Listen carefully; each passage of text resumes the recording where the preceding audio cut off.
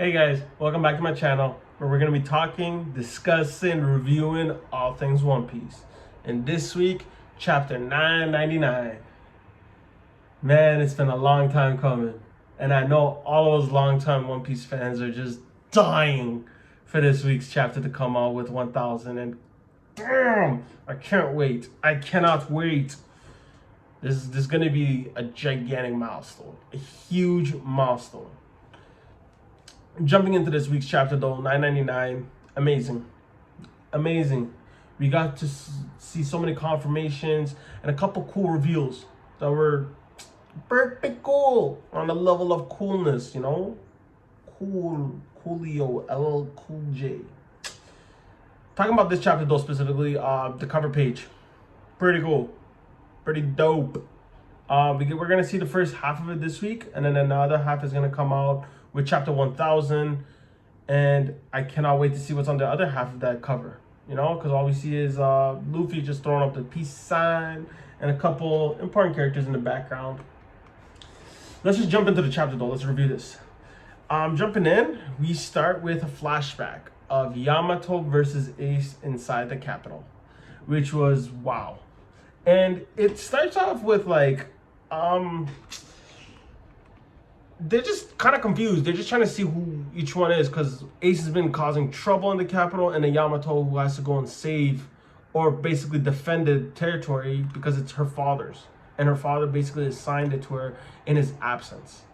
And she basically says that father and his men have set out on an expedition, and then that's when it just dawns on people like, father, you're Kaido's daughter? And it catches them pretty off guard. And going forward, we get to kind of see a bit of glimpse of Ace's crew that we haven't seen like this before. I don't think I've ever seen the fact that Ace had a lion or a tiger or whatever that cat-like beast is on his crew, and as well as some of the other members, like the guy with the top hat. I really want to know who he is. Going from there, we get to kind of see how Ace wavers her heart into kind of befriending one another, because he kind of shows her like his morals and his ethics, and I feel like she lets go and she's just like, you know what, it's better not to fight these people. Like the rest, like the entire story has been showing us, sometimes you have to be like, okay, you know what, like I don't think these people are coming from a bad place. It's better to just give them a chance to like show what they're talking about, what they're saying. And it was really amazing seeing Yamato behead that dragon. And because like, I too want to go out to sea and have adventures, just like Odin. I want to live freely. Living free, I feel, is like the biggest thing in this show, because we see how Luffy lives. We saw how everybody else wants to live. They want to just be free. They want to be free. And that makes Ace so happy that he goes and smashes that dragon's head and deforms it. It makes a promise to her that he's one day going to come back and he's going to set this land free. But during that little, like after that little punching of the dragon moment, they're sitting down drinking sake together, and he basically goes into depth about this world.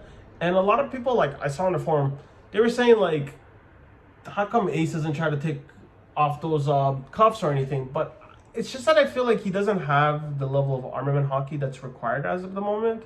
I don't think he's too knowledgeable about Rio, because I don't think he's part of the Whitebeard Pirates in that current state. Like when this was all happening, I don't think he was even with the Whitebeard Pirates. So like, you gotta pull back a bit on Ace, because I don't think he's mastered any of this stuff yet. So I don't think he knows. But something amazing that came out of it was he name dropped some people. Cavan something, because we all know who that is, Cavendish. And then he drops Kid, Law, and Beige. These guys are stirring up trouble in their own blues, in their own seas. But this is my favorite part. That said, the most formidable of them all will set out to sea in a few years. My little brother. Ah, bro, that was so cool. That was so cool, because you get to see like that proud smirk that he gives off, and he's just like, yeah, it's gonna be my little brother that like does all this. It was just so cool. It was just so cool. And then as she's basically this is all flashback that Yamato was explaining to Momonosuke, and he just takes it all in, and he's just so there was a pirate who tried to save Wano. But as he's kind of like taking that story in, he just starts realizing some of the facts of that story, and she said father. And she tells him, yeah, Kaido is my father. And then you see that gigantic what type moment, and I love that. I love comedic relief inside these chapters because they're just so nice, man. Everything's serious, and then there's just a bit of comedy. It ties in really well. It's great. It's sensational. And that like they come back down to earth because she basically explains like I already like told you guys this. Like I don't have anything against you guys. And going from there, we get to see Tama talking to Nami, and she's basically telling her about her life story and her past with Ace.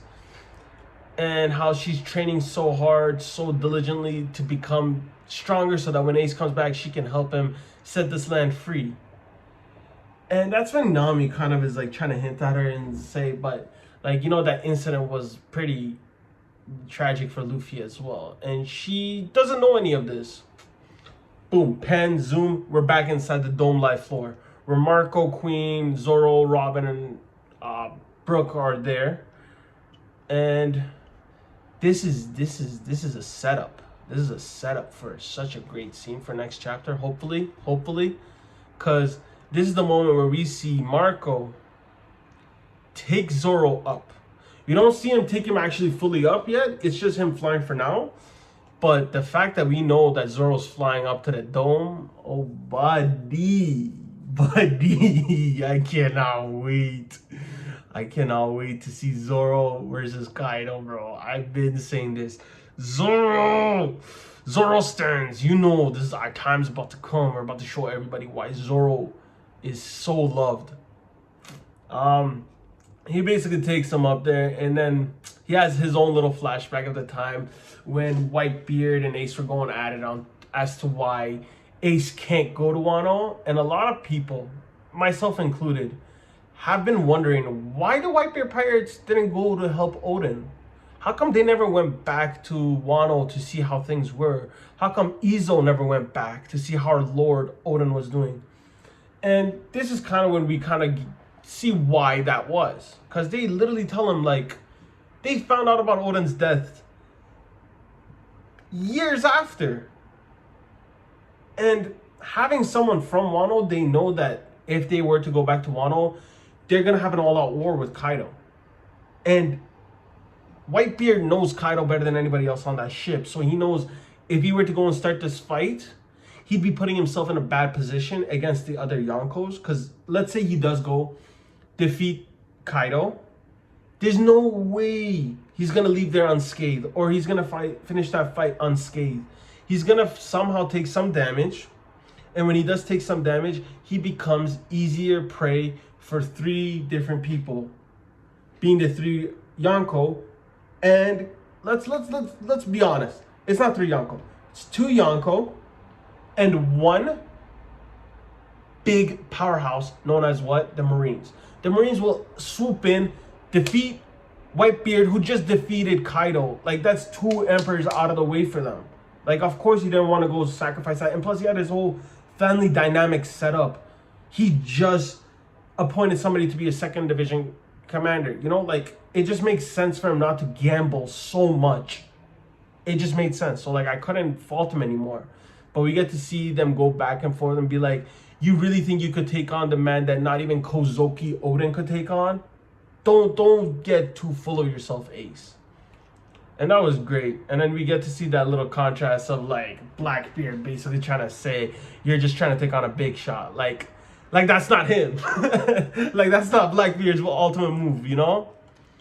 And one thing I really liked, though, it was like when Izo and Marco said, if Pops ever gives you the go-ahead, we're coming with you.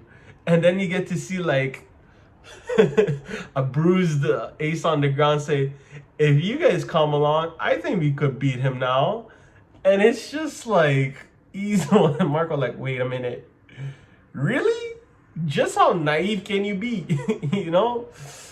And that was just so nice because you get to see that little tear roll up in his eye as he's going back up when we pan into the future again. And then he's about to be stopped by either king or queen, but then we zoom out. But before we zoom out, he basically tells him the truth. Because King says that the samurai are probably dead up there.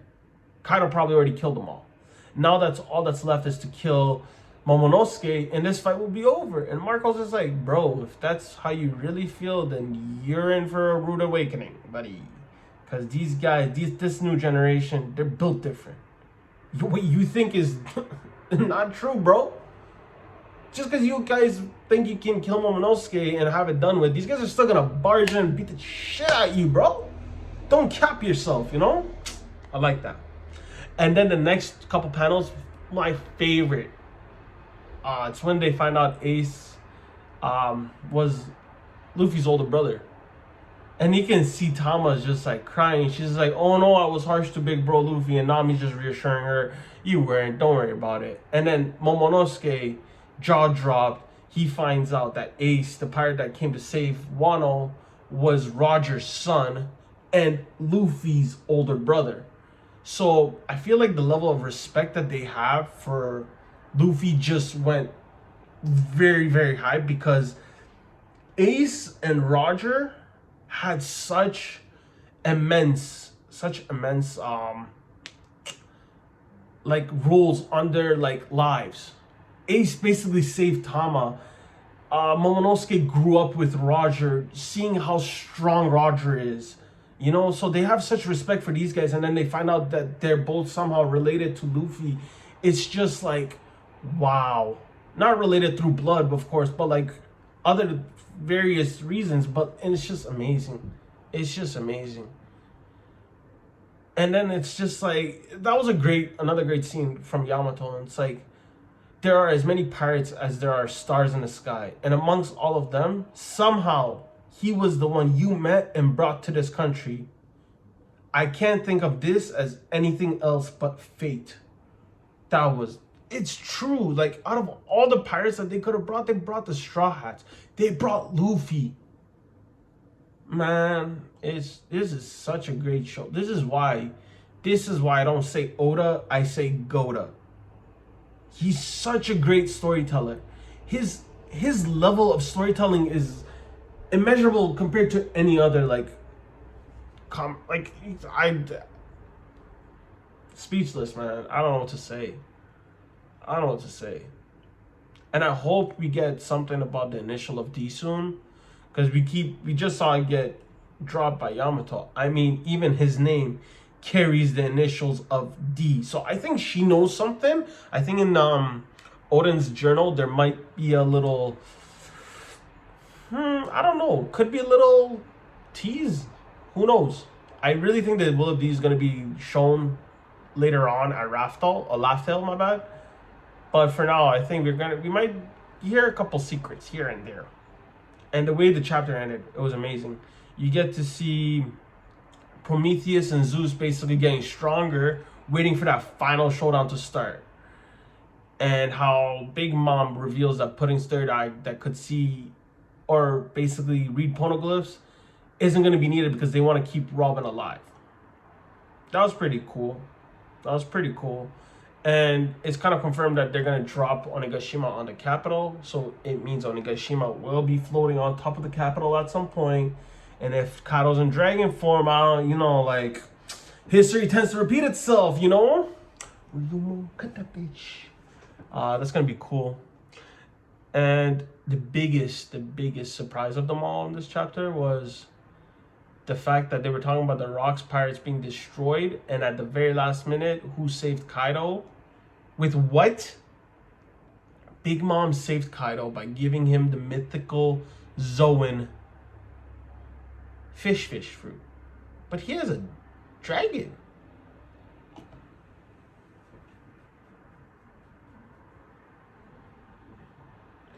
Mind blown.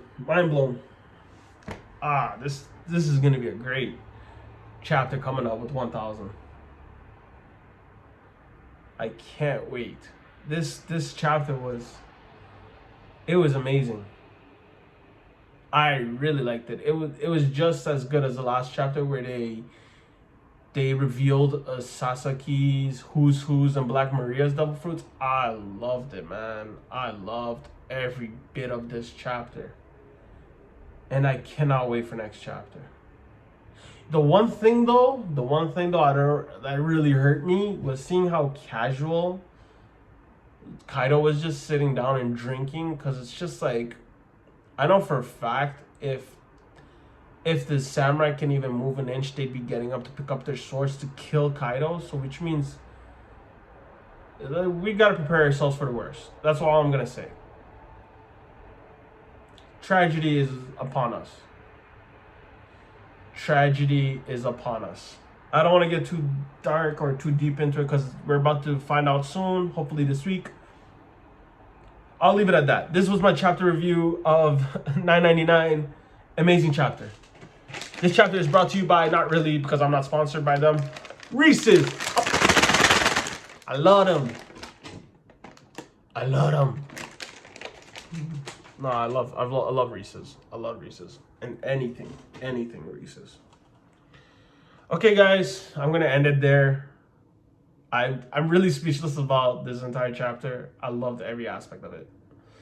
Until next time, please leave a like, subscribe, please. Leave a comment. Tell me any shows that you guys want me to start reviewing, reacting to, or just anything. Just please introduce me to new animes. I love animes. I've started Jujutsu Kaisen. I'm going to be dropping a reaction to that. I'm going to start the reaction to One Piece as well soon, but I want to wait for the Act 3 to finish fully. And then I'm going to just start from the beginning of Wano and just do a couple episodes at a time so that I can catch up to chapter 4. I mean, it's not chapter 4, to Act 4, where the Odin flashback starts. And I can't wait. I can't wait. So again, guys, take care. Please leave a like, subscribe, leave a comment of anything you want to say. I'll get back to you guys as fast as I can. Until then, take care. Peace out.